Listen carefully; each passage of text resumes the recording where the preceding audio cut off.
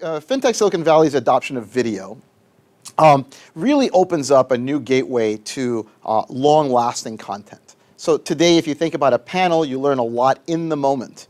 But what if we could enable other people to share in that moment? What if we could make that the beginning of a dialogue and a conversation rather than just the one event? And so the way I view video is really an extension of a program that has legs for the long term.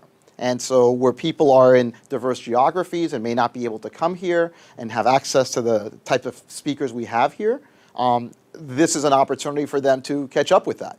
But not only catch up, but participate. If you think about the notion of questions being asked in the audience, the conversations that can happen alongside the videos become very exciting, and again, develop a community that's far broader and bigger than just the people who can actually attend the physical events. I think video will always play a very critical role in allowing people to understand what's happening. A lot of times people can't necessarily attend an event, so they'll look for a recap on video of the person speaking. I think it's much easier to see somebody on a video talking about a subject than it is just to listen to them. And you get much more of an interactive flair. I think it's a lot easier to also see demonstrations if people are looking at diagrams, if they're explaining complex principles and they want to use some type of whiteboard or other material, you'd be able to see that on a video that you can't see in just a regular audio recording. It gets straight to the point about who they are, what they look like, all the things that us humans need to know about another human that we're going to deal with. If we can't see them and have no visual, particularly moving contact, I mean, photos are nice, but really video is quite profound in the sense of capturing more of who that human being is. And I think that really is what is helpful, both for the ICO company, but also mainly for the people that are investing in the ICO. So they actually know who it is rather than just the technology. Because in the end, the technologies are amazing and they are changing our lives, but in the end, it's all about people and relationships. And I think video is one of the best ways of capturing and containing that.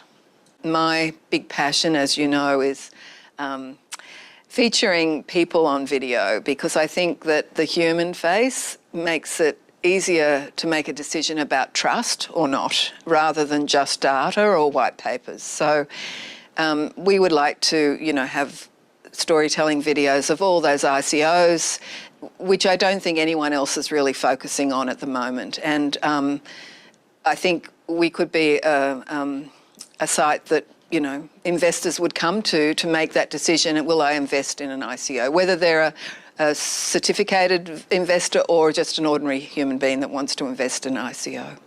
So that's one of my big passions. Well, I think that we already provide a great service with the events, and of course we cover every event with video and live streaming. So all those conversations about the technologies and about the new things that are happening are all recorded and archived, both on Facebook and YouTube and on our website. So I think that's really where people are learning, both from the videos, but also when they come to the events. And, we just have so many good feedback after events about how great the conversations were. So we also caption videos and cut up some of these large conversations, and they're very bite-sized, 1 minute, just going to the heart and core of what the panellist is basically pointing out.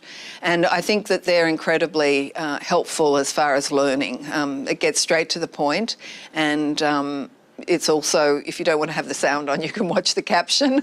But I think having that human being there speaking about something that they're actually very experienced with is very helpful.